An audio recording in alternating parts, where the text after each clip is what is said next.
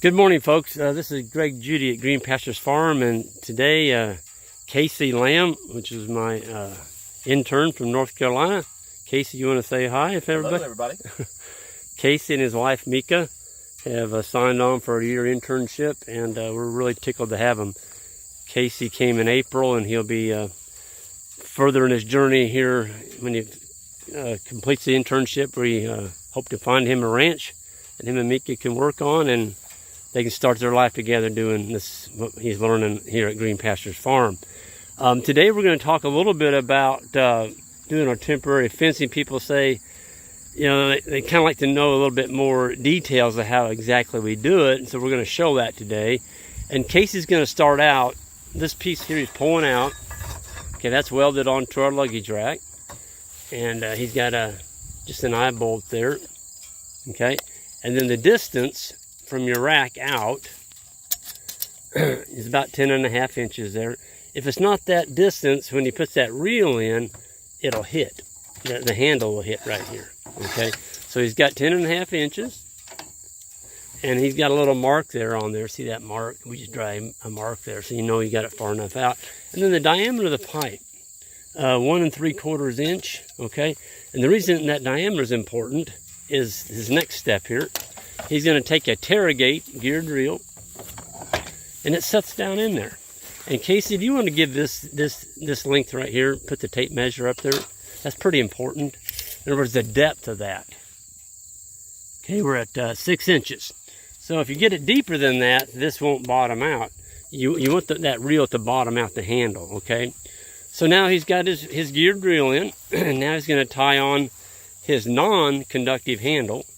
And you get one of these with every Tarragate reel that you buy. So Casey's going to put a slip knot in there. Slip knots are extremely important. The same knot you use tying your shoe.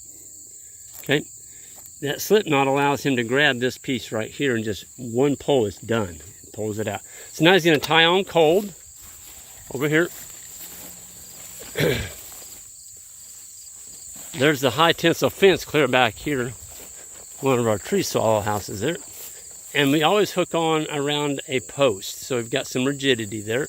So now he's hooked on cold, and he's going to take off across his paddock. And because he's by himself, we don't have Alex out here this morning, our farm manager, he's going to go about 100 feet, stop, and step one of these in right from the four-wheeler seat. You'll see how this works.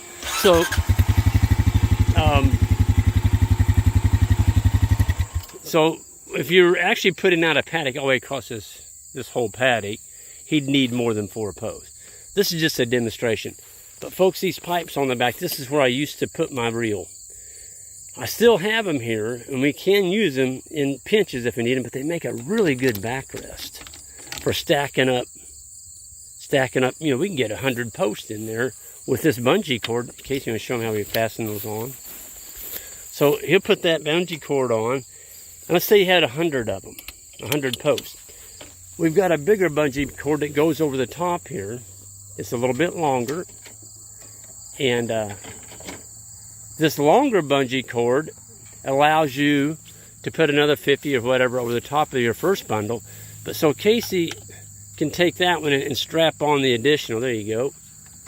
And so whatever, if you're putting in a paddock, you need 20 posts. Pull off 20. Set them over here, put your bungee back on the other 50 or whatever you got left, and use those 20. So we're going to take off. Casey's going to actually put this fence in, and he's going to take off across his paddock on the four-wheeler. The key to this thing, folks, is you're not holding anything. The four-wheeler's packing all your material. So there he goes. You always ride side saddle. So if you had another person with you, you just throw one off. But see, he can just put it on, step it in. He's ready to go again.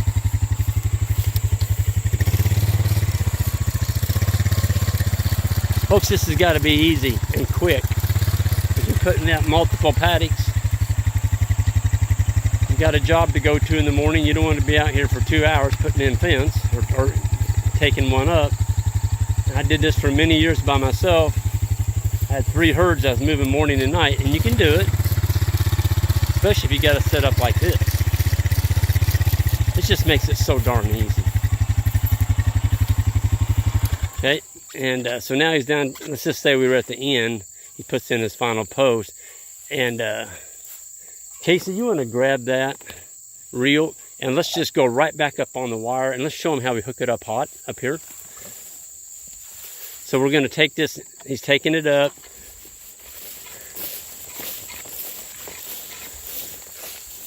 Folks, every time he turns that reel, it spins 3 times. Now, Casey, let's leave that one on and just make a rectangle. Come over to this post over here and hook it up hot. So we're just going to make a triangular paddock here real quick, kind of just show you how we make it hot. We don't use alligator clips to make it hot. So he's got to his distance. Look at this. So he's pulled his wire up tight, okay? So he knows about where it needs to be. Wraps it around that hook about 3 times. Now when you hook it on there, he's got to let loose of this or he's going to get shot. And he can't be touching the metal. There you go. There you go. He's powered it up. And we always go to a post so that these right here are keeping it on that post where it can't slide up and down your wire. That's what keeps that tight. But when he wrapped that poly braid on that hook, that made her all hot. So when you go to pick that up, Casey, he knows which part to pick up on. There you go. You don't want to touch the metal. It'll knock your tail off. That thing's hot. Okay, now he's going to reel that back up. And I'm going to have Casey get on the four-wheeler and actually drive over this high tensile wire up here without getting off. And I'm going to cover that part of our grazing next. Our grazing setup is really cool. We have a deal set up on this four-wheeler. Gosh, it saves so much time. You don't have to get off and step on the wire. He's driving over 170,000 PSI wire up here at full blast without having to get off the four-wheeler. So you don't need to worry about opening a gate. You just drive over the wire. And you don't get shocked either. So here we go. I'm going to get up here where he's going to drive over it so you can see what happens. Okay, here he comes.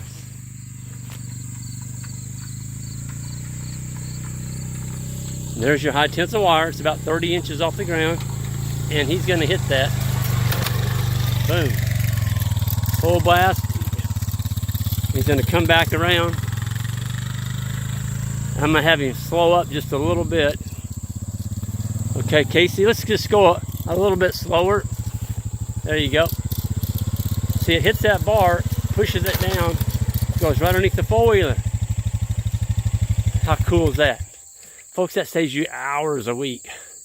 And the pain of having to get off that four-wheeler, put your foot on the wire, then drive over, then get back on the four-wheeler, it just really doesn't work very well. So, yeah, that's pretty cool, getting off and not having to get off. So here's the dimensions on it. So he's got a tape measure there from the bottom, which is right here. It comes up to a point. It's 57 inches. Okay, so if you had, let's say, a 4-strand fence and the top wires, say 3 foot, you can drive over all of them. Just don't stop. Go straight ahead, straight on, okay? And then the braces, coming back to the luggage rack right here. What's that dimension, Casey? 22 to the brace. Okay, so we got 22 inches, okay? And then the width at the very bottom. The width at the very bottom. A little over a foot. 12 and a half, 12 and a quarter. Yeah, 12 and a quarter inches. Okay. So when that wire hits this, where he's got his hand, and it guides it, there you go, all the way down. And when it gets to there, there's nothing on the bottom of that four-wheeler for it to hook on. See, it just goes right underneath the four-wheeler because it's got a smooth belly pan. Now, if you've got a hose or a bracket sticking down below your belly pan, you're going to have to do something about that. But on a Honda, there's not that issue. There's one thing we are going to make a modification here. This is a brand new four-wheeler. They put this stupid blinker on, or it's a reflector. That's coming off. Because if you hit that fence at an angle, that darn blinker will catch the wire before this bar does. But that's easy to fix. But folks, that's kind of the gist of it. We're not carrying anything out here. We're not getting off the floor when we cross fences. And when you're putting in a lot of paddocks in the daytime, a good tool is something that's fixed up with everything on it, and that one's got it. So I hope this is helpful to some of you all. Oh, one more thing. This rubber mat on the back, that keeps a lot of the mud and stuff off. And, you know, when we're on here, Casey and Alex and I, you're not supposed to have passengers, but, you know, we go slow out on the pasture. We're not going to be doing 50 mile an hour. And your passengers have a little bit easier butt seat than that. So just a piece of rubber on there. It's bolted down, makes it a pretty enjoyable ride for your passenger. But folks, when you get somebody on there, you're not doing 25, 30 mile an hour, you're going slower. And when you're on these, this is not a toy, this is a tool. And so when you're bumpy ground, you've got to be conscious of that. You can get people hurt on these darn things. People get killed on four-wheelers. So be careful with them. They are a tool. They're dangerous. But if you treat them with respect, they are a wonderful tool in the grazing business. Folks, this is Greg Judy, and thank you, Casey. Absolutely. For, have a good day. For all your help, and everyone have a great day.